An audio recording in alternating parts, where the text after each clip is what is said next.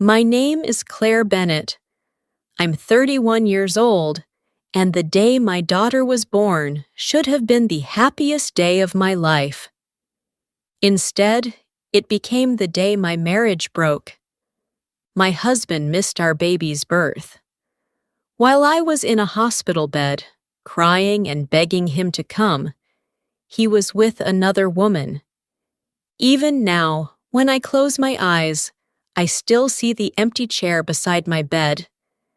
It was the chair where Ethan should have been sitting, holding my hand, telling me I was strong, waiting to meet our baby with me. But that chair stayed empty for hours, and by the time he finally walked through the hospital door, everything had already changed. But to understand how I ended up giving birth without my husband, I have to go back a few weeks, back to the time when I still believed our marriage was safe. Ethan and I had been married for 4 years. We lived in a quiet neighborhood outside Chicago, in a small 2-bedroom house with a white fence and a little front yard. It wasn't a fancy life, but it was ours. On weekends, Ethan mowed the lawn while I watered the flowers. At night, we sat on the couch and talked about baby names, diaper brands, and whether the nursery walls should be pale yellow or soft green. At least, that was how things used to be. By the last month of my pregnancy, something had changed. Ethan was still kind to me in small ways. He brought home orange juice when I craved it. He rubbed my swollen feet when I asked. He built the baby crib in the nursery and smiled when he touched my stomach and felt our daughter kick. If someone looked at us from the outside, they would have said we were a normal, happy couple waiting for their first baby. But I knew better. He was distracted all the time. His phone was always in his hand. If it buzzed, he looked at it right away. Sometimes he smiled at the screen. Sometimes he stepped into another room to answer a call. And every time I asked who it was, he gave me the same easy answer. Just work. I wanted to believe him. I really did. But then, one night, while I was folding tiny baby clothes in the nursery, I heard him laugh in the kitchen. It was a soft laugh, warm and private, the kind of laugh he used to save for me. When I walked in, he ended the call too quickly and slipped his phone into his pocket. "Who was that?" I asked. "Vanessa," he said. "She's having a hard time again." Vanessa Cole worked with Ethan at his marketing office. I had met her once at a company Christmas party. She was pretty, polished, and always a little too comfortable around married men. She had bright lipstick, a loud laugh, and the habit of touching Ethan's arm every time she spoke to him. I remembered that clearly. "What kind of hard time?" I asked, trying to sound casual. Ethan opened the fridge and avoided my eyes. "She's going through a messy divorce. She just needs someone to talk to." I stared at him. "At 10:30 at night?" He sighed, like I was the one being difficult. "Claire, she's alone. I'm just trying to be nice." I looked down at my belly. I was 8 months pregnant, my back hurt every day, and I could barely sleep through the night. I wanted to tell him that I was alone too, even with him standing right there. But I swallowed the words. "I'm not saying you can't be nice," I said quietly. "I just thought maybe your wife should come first right now." For a second, guilt flashed across his face. Then he stepped closer and kissed my forehead. "You do come first," he said. "Don't start imagining things." I nodded, but something inside me felt cold. A week later, I had one of the worst nights of my pregnancy. My ankles were swollen, my lower back felt like it was breaking, and sharp pains kept tightening across my stomach. I sat on the couch with tears in my eyes while Ethan put on his jacket. "Do you really have to go?" I asked. "Can't you stay home tonight?" He hesitated. "Vanessa called. She's really upset. I told her I'd stop by for an hour." I just stared at him. "I can barely walk, Ethan." "I know," he said, rubbing the back of his neck. "I'll be quick." Then he left. I sat there in the silence of our living room, one hand on my belly, the other gripping the edge of the couch, and for the first time, I felt a fear I couldn't explain. Not fear of labor, not fear of becoming a mother. Fear that when the moment came, when I needed my husband most, he would not be there. 3 nights later, at 2 in the morning, I woke up with a sharp pain so strong it stole my breath. I pushed myself up in bed and felt something warm rush down my legs. My water had broken. My hands started shaking as I reached for my phone. Ethan wasn't home. My hands were shaking so badly that I almost dropped my phone. I sat on the edge of the bed, breathing hard, staring at the wet sheets under me. My heart was pounding. This was it. Our baby was coming. I called Ethan first. He answered on the 3rd ring, his voice low and sleepy. "Claire?" "My water broke," I said. My voice came out thin and breathless. "Ethan, it's time. I'm in labor." There was a pause on the line. Then I heard him stand up quickly. "What, right now?" "Yes, right now," I said, trying not to cry. Another pain hit me, sharp and deep, and I bent forward, clutching my stomach. "Please come home, please." "I'm coming," he said. "I'll be there in 10 minutes. Don't panic." Then he hung up. I wanted to believe him. I moved slowly around the bedroom, trying to breathe through the pain the way I had learned in my birthing class. I grabbed my hospital bag from the closet and sat back down when another contraction hit.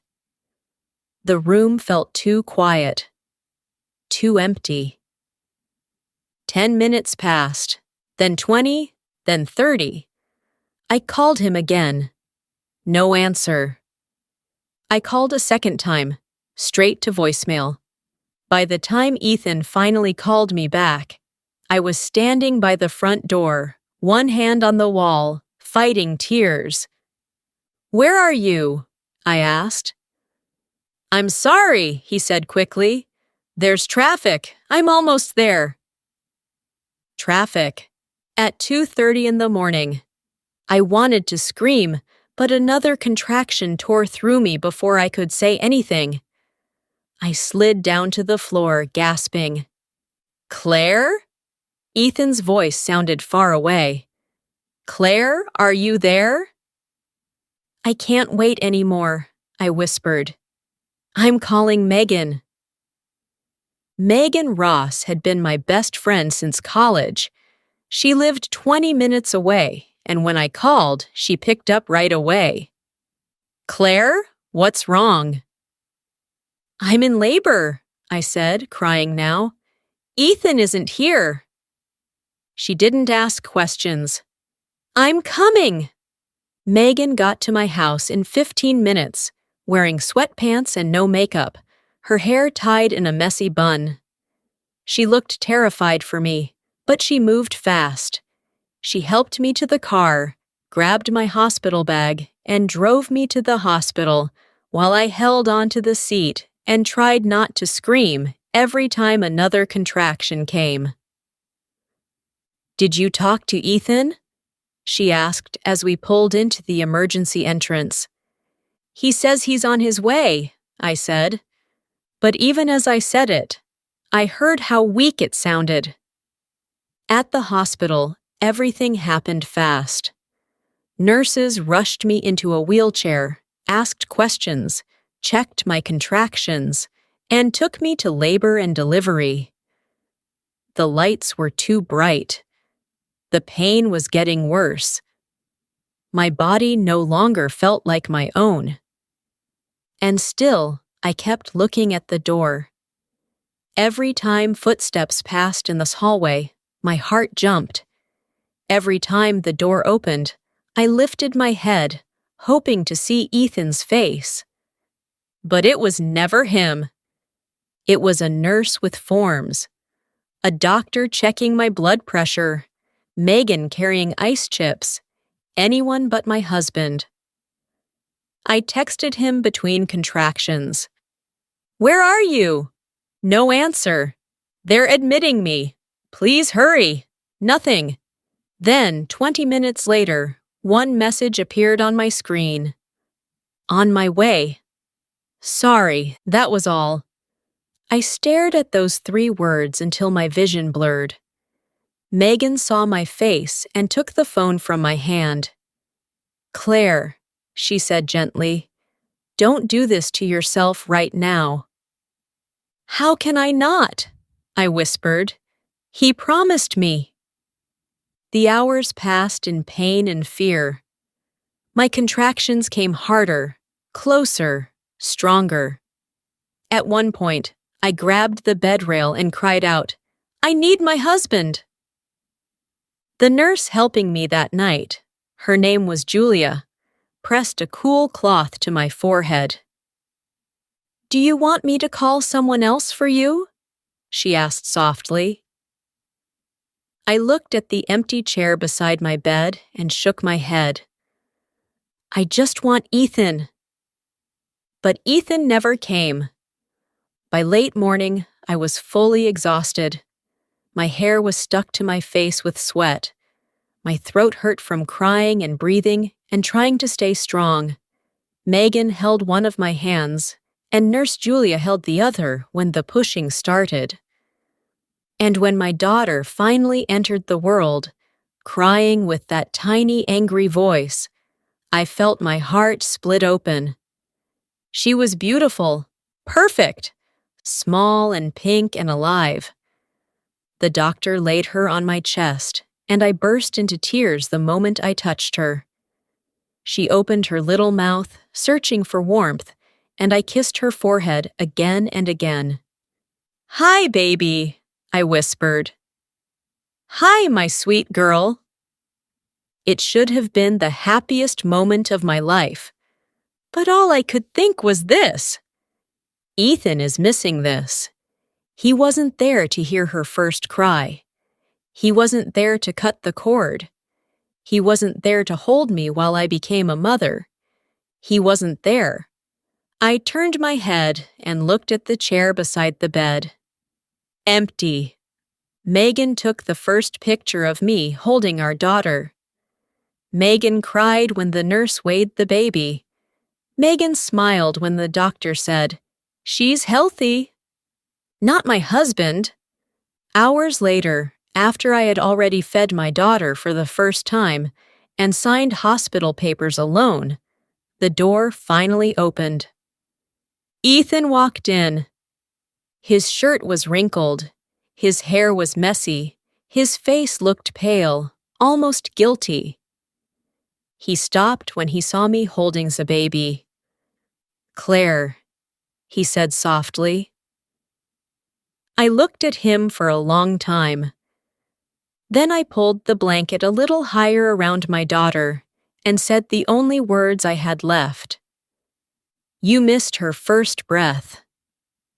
Ethan cried in the hospital room that day. Not loudly, not dramatically, just quiet tears that ran down his face while he stood near the door, staring at me and our daughter like he had already lost us both. "Claire! I'm sorry!" He said again and again. I'm so sorry. I know I messed up. I was too tired to fight him. My body felt broken. My stomach hurt, my back hurt, and every part of me felt empty and heavy at the same time. I had just given birth, and all I wanted was to hold my daughter close and sleep for 100 years. So I didn't scream. I didn't ask where he had been. I didn't ask why his shirt smelled like perfume that wasn't mine. I just turned my face away and looked down at my baby girl sleeping in my arms. Her cheeks were soft and pink. Her tiny fingers curled against the blanket like little question marks. She had Ethan's dark hair and my nose. She was perfect. And somehow, that made everything hurt more. We named her Lily Grace Bennett. It was a name Ethan and I had picked together months earlier, one of the few happy things we had still shared. But when the nurse wrote Lily's name on the little plastic bassinet, I felt tears burn my eyes again. Ethan had missed the moment she became real. He had missed the moment she opened her eyes and cried for the first time. He had missed the moment I became a mother. And I still didn't know why. When we came home from the hospital 2 days later, the house felt different. It looked the same. Same pale walls, same soft yellow nursery, same folded baby blankets waiting on the chair. But something inside it had shifted. Like the walls had heard everything and could no longer pretend we were still a happy family. Ethan tried too hard. He made coffee for me this morning. He changed Lily's diaper before I could ask. He brought me water, toast, pain medicine, and extra pillows. He touched my shoulder softly, like he was afraid I might break if he used too much pressure. "Can I hold her?" he asked one afternoon. I looked at him for a long moment before placing Lily in his arms. He stared down at her, his face crumpling with emotion. "She's beautiful," he whispered. I said nothing. The truth was, every time I looked at him holding our daughter, I saw the empty hospital chair. I saw the clock on the wall moving forward while I lay there alone. I heard myself crying for him while another woman had his time, his attention, his concern. Still, I tried to keep the peace for a few days. Maybe because I was exhausted. Maybe because I wasn't ready to hear the truth. Or maybe because a small part of me still hoped there was some explanation that would hurt less than the one in my head. But the truth found me anyway. It happened 4 days after Lily was born. Ethan had fallen asleep on the couch with the TV on low. Lily was finally sleeping in her bassinet beside me, and I was sitting in the nursery chair, too tired to sleep myself. My body ached. My stitches hurt. My eyes burned from crying when no one was looking. That was when Ethan's phone buzzed on the coffee table. I wasn't trying to snoop. At least that's what I told myself. I only looked because I thought it might be work, and I didn't want the sound to wake Lily. But the screen lit up before I could turn it over, and one name appeared in bright white letters. Vanessa. My stomach dropped. The message showed only one line at first. "Thank you for last night. I don't know what I would have done without you." For a second, I couldn't breathe. My fingers moved before my mind caught up. I picked up the phone and stared at the rest of the message as it opened. "I know Claire was calling, and I'm sorry. But I needed you. Thank you for staying with me." I read it once. Then again. Then one more time. because my brain refused to understand what my eyes were seeing. Claire was calling. She knew I was in labor. She knew Ethan's wife was trying to reach him while she sat with him somewhere else. And Ethan stayed. My hands started shaking so hard, I almost dropped the phone. I opened the message thread, and what I found made my whole body go cold. There were months of messages, not just friendly check-ins, not just work questions, late-night talks, private jokes, heart emojis, messages from Ethan saying things like, "I wish things were easier. You calm me down.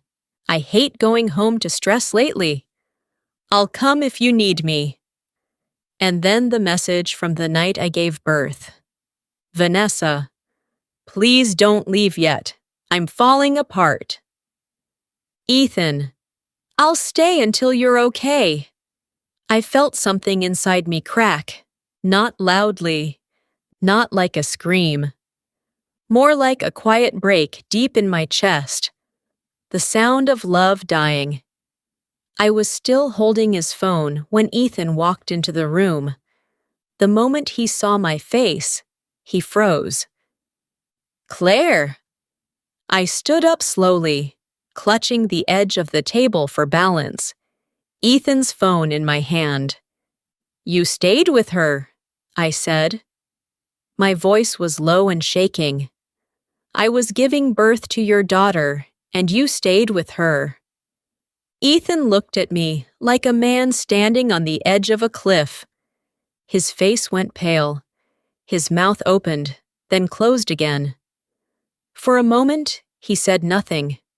The silence between us felt heavy and ugly, like something rotten finally brought into the light. Lily was asleep in her bassinet by the couch, her tiny chest rising and falling in slow, peaceful breaths. She had no idea that her parents' marriage was breaking apart only a few feet away from her. "Claire," Ethan said quietly, "please let me explain." I laughed once, but there was no humor in it. My eyes burned, and I could feel tears pressing behind them, but I refused to let them fall yet. "Explain what?" I asked. "Explain why you ignored my calls while I was in labor. Explain why another woman knew I was calling you from the hospital and you still stayed with her? Or explain why you've been telling her things you stopped telling your wife months ago." His shoulders dropped. "It wasn't what it looks like," he said. I stared at him in disbelief. "You really want to say that to me right now?" He rubbed both hands over his face, then looked down at the floor. "Vanessa was having a breakdown. She called me crying. She said she was scared and alone. I drove over to calm her down, and then you called, and everything happened so fast." I cut him off. "No. Don't do that. Don't say everything happened so fast like this was some accident you couldn't stop. I called you and told you I was in labor. I told you your daughter was coming, and you still stayed with her." His eyes filled with tears again. "I thought I had time. I thought I could calm her down and still make it before the baby came." I felt my whole body go cold. "You thought you had time," I repeated. "Yes," he whispered. I nodded slowly, but inside, something was settling into place. Something hard, something final. "That's the problem, Ethan," I said. "You thought comforting another woman was more urgent than being with your wife while she gave birth. You made that choice. Maybe you didn't sleep with her, maybe you didn't kiss her, but you chose her over us, and I don't know how I'm supposed to forget that." He stepped closer, tears running freely now. "I never meant to hurt you. I swear, Claire, I never wanted this." "Then why did you do it?" I asked. He looked away. For a long moment, the only sound in the room was the soft hum of the baby monitor and Lily's tiny, sleepy sighs.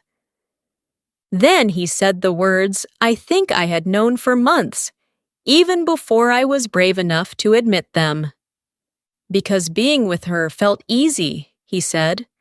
"She needed me, and I didn't have to think about how scared I was. About becoming a father, about bills and responsibility, and all the ways I felt like I was failing you. With Vanessa, I could pretend I wasn't drowning." I closed my eyes. There it was. The truth.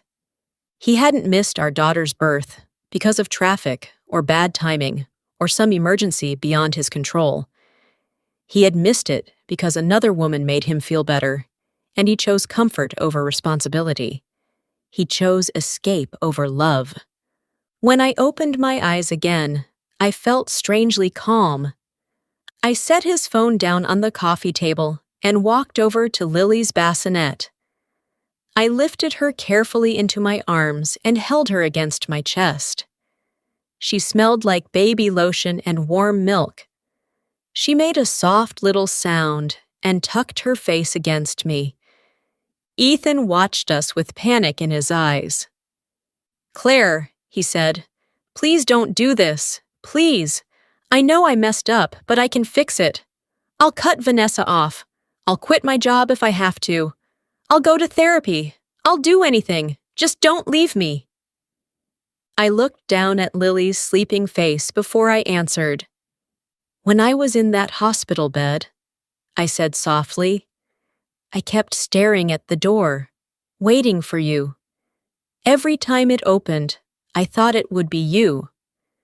I kept telling myself my husband would come, that he would never leave me alone on the worst day of my life." My voice broke, but I kept going. "But you did. And now every time I look at our daughter, I will remember that the first person who held my hand after she was born was not her father. It was my best friend. The first person who took her picture was not her father. It was Megan. The first person who told me I was doing great was a nurse, not the man who promised to love me." He covered his mouth and started crying harder. "I said I was sorry," he whispered. "I know," I said, "but sorry doesn't change what happened." I walked to the nursery window and looked out at the quiet street. The sun was setting, painting the sky in soft orange light. A few days ago, I would have stood there and cried over the life I thought I was losing. Now I understood something I hadn't understood before. I was not losing my life. I was saving it. I turned back to Ethan. "I'm not going to raise my daughter in a home where love means begging someone to choose you," I said. "I'm not going to teach her that a woman should forgive anything just because a man feels guilty afterward. And I'm not going to spend the rest of my life trying to forget the day you abandoned us." His face crumpled. "So that's it?" I looked at Lily, then back at him. "Yes," I said quietly. "That's it." 2 weeks later, I moved into my mother's guest room with Lily and 2 suitcases. It wasn't the life I had planned. I cried in the shower. I cried while folding Lily's tiny clothes. I cried the first time she smiled in her sleep, and Ethan wasn't there to see it. But little by little, like grief washing out of me. At night, I rocked Lily in my arms and whispered promises into her soft, dark hair. "I'm sorry your first day in this world was full of pain," I told her. "But I promise you this, my sweet girl. You will never have to earn love. You will never have to beg someone to stay. And you will never grow up thinking being abandoned is normal. Sometimes losing a marriage feels like losing everything. But the day my daughter was born, I learned something I will carry for the rest of my life. The people who truly love you do not disappear when you are in pain.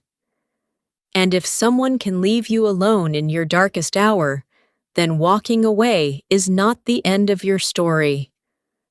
Sometimes, it is the beginning of your peace.